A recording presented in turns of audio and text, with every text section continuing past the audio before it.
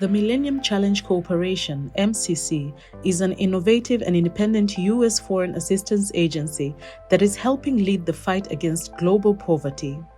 Created by the Congress in 2004 with strong bipartisan support, MCC has changed the conversation on how best to deliver smart U.S. foreign assistance by focusing on good policies, country ownership, and results.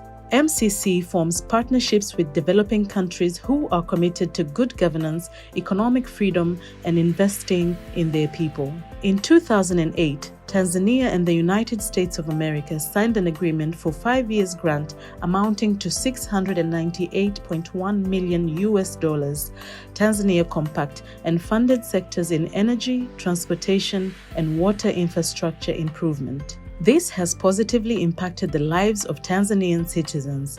A good example of the projects, the Tanga Horohoro Road of 68 kilometers and upgrading of 5 North Pemba roads, 35 kilometers worth $25 million. The rehabilitation and upgrading of Mafia Island Airport worth $10.4 million, and also the energy sector, expansion of the Lower Ruvu water treatment plant contract amounting to $36.9 million. The MCC's Deputy Executive Director, Ms. Chidi Blyden, visited Tanzania to congratulate in person upon other matters, whereas in December 2023, the board of MCC selected Tanzania and the Philippines as its partners in implementing the other program known as Threshold. TBC was privileged to conduct an exclusive interview with Ms. Blyden, the DCEO of MCC. But prior to that, Ms. Blyden met with the Minister of Finance, Dr. Mwigulu Nchemba, whereby the minister thanked the United States through its Millennium Challenge Corporation, MCC, for selecting Tanzania to be in the program to benefit from grants targeting at supporting policy, institutional reforms, and fostering economic growth. Dr. Nchemba made the remarks in Dar es Salaam, where he met and held talks with the delegation of the corporation led by the DCEO, Chidi Blyden. Dr. Nchemba says Tanzania has made strides in managing its economy and on the issues of good governance, human rights, and democracy.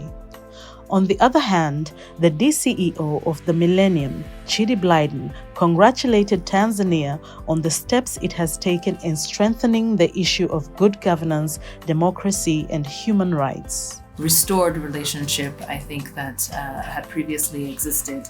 And so we're pleased to be able to be here to congratulate you in person for meeting the criteria at this stage to receive a threshold.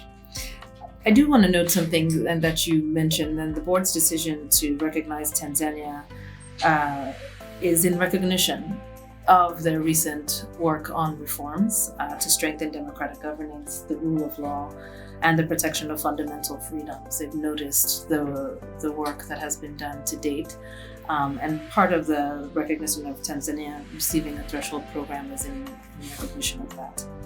We're also excited to renew our partnership with Tanzania in that spirit, and noting the important role of continuing to make progress on these particular items.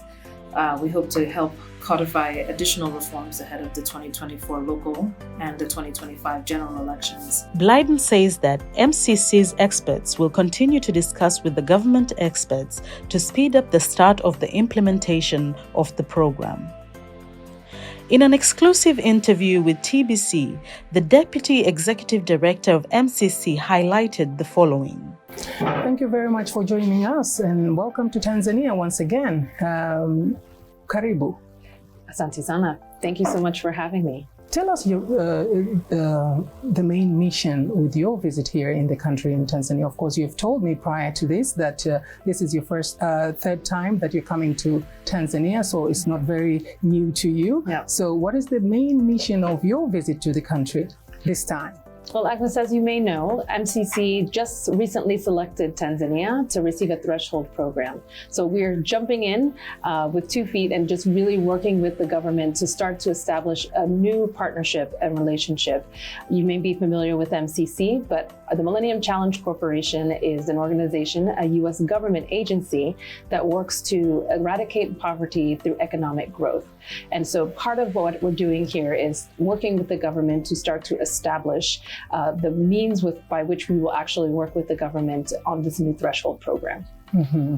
Okay, you've mentioned concerning the first program, that is the Tanzania Compact, that was in 2008, I believe, when the US and the United Republic of Tanzania signed an agreement of worth about $698.1 million to sectors like energy, transportation, and also water improvement. How do you think this has impacted the citizens of Tanzania so far, ever since it was incepted within the implementation of the program?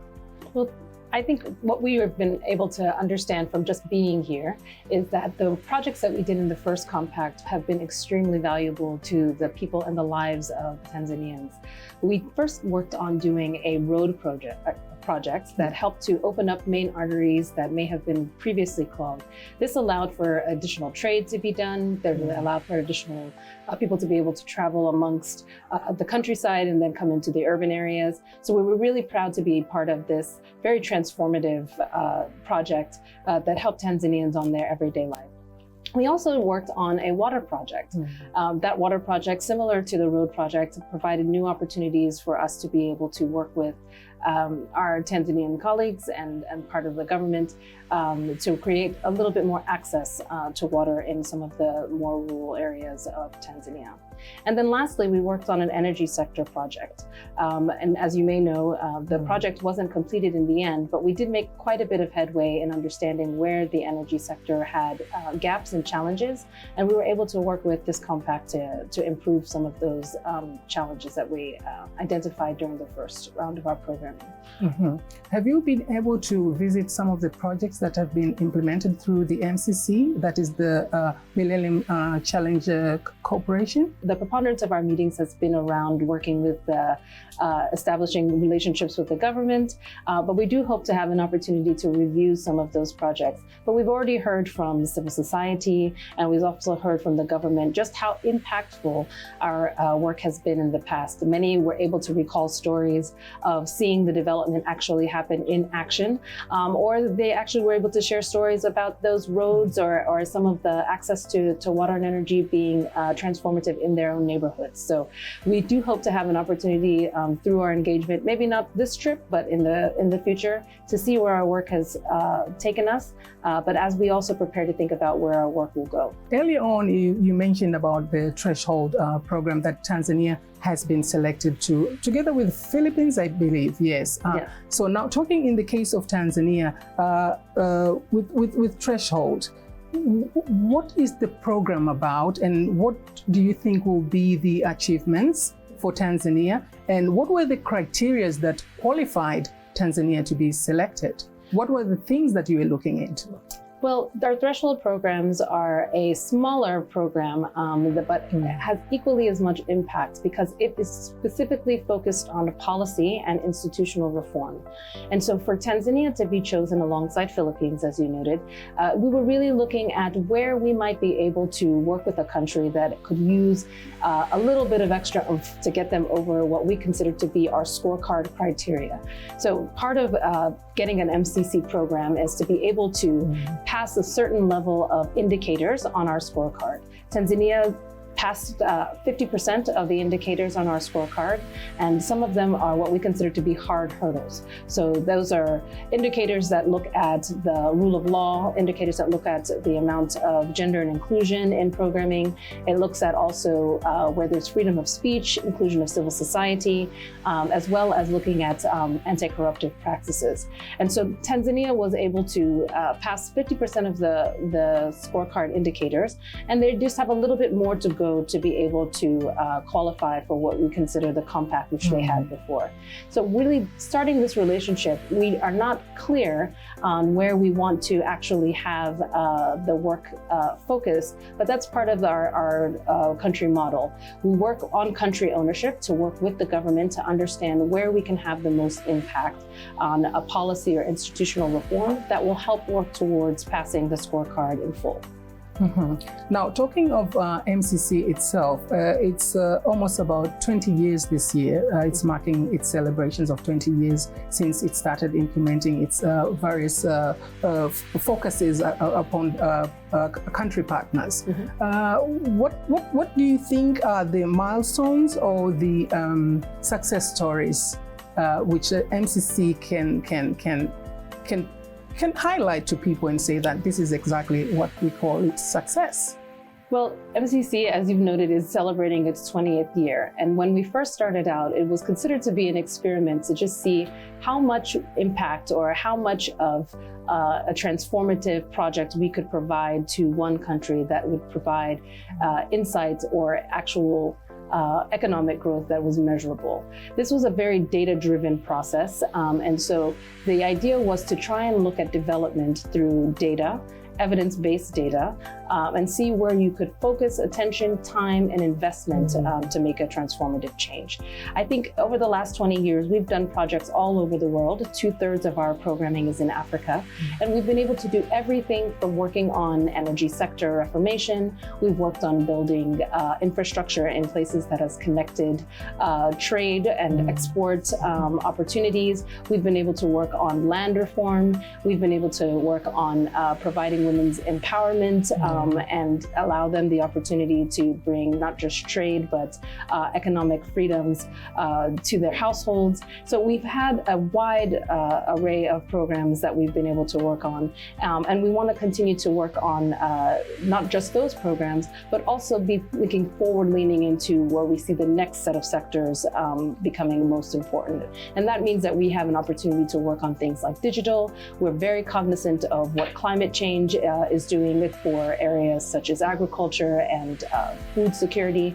And so we see the continuation of 20 years being this evolution as we continue to see this experiment that we started many years ago continue to take root. The issue of the new direction or the new focus that MCC is focusing upon that the issue of climate and also inclusion and gender. Now, in the case of all these aspects, how is MCC looking forward, especially for a country like Tanzania, to make sure that it's addressing these issues and coming to better living to all? Well, I think it's part of what we're here doing with the Threshold program.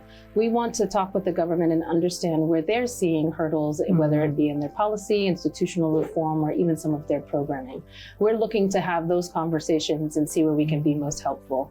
I think it's no secret to anyone that the government has been extremely forward-leaning in some of the areas, particularly around development, particularly around improving conditions around civil liberties or around freedom of expression. And then, as you just noted, gender and inclusion, and particularly women's empowerment. So our supports will go to supporting the things that we think the government of Tanzania has identified as focal areas, and providing what expertise and technical knowledge we can through evidence-based data to include providing additional data investment, opening up the space and technical expertise to improving those areas that the government of Tanzania finds most important. This is extremely important for us because we think that the country ownership model that we tout should be an integral part of any work that is done. Working side by side with the government to work on the reforms or work on the programming or the development that is most needed by the country, I think allows for the type of developments that you'll see, as you said, that will be sustainable in the future. The future prospects of Tanzania with the MCC. What is your message now? Well, I mean, the Threshold program is just the start. We've obviously had a long relationship with Tanzania, given that we've had a history together. So I'm very optimistic about where we're going to be in the future. I'm looking forward to continuing to work with the government of Tanzania to identify areas where we can work together. And I'm also interested in seeing where we can help them unlock other opportunities that they might be able to fully take forward as they continue to grow, not just their economy, but the development of multiple sectors, particularly around youth. And as we've already mentioned, women inclusion and empowerment, particularly around economics and trade. So I see a very promising future with the Tanzania and the people of Tanzania. And as I said, this is just the start of a partnership that we hope will last for a very long time.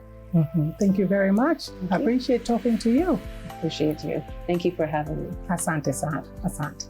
In December 2023, the board of MCC selected Tanzania and the Philippines as its partners in preparing the Threshold programs that will focus on policy and institutional reforms that these countries can make to reduce poverty and economic growth.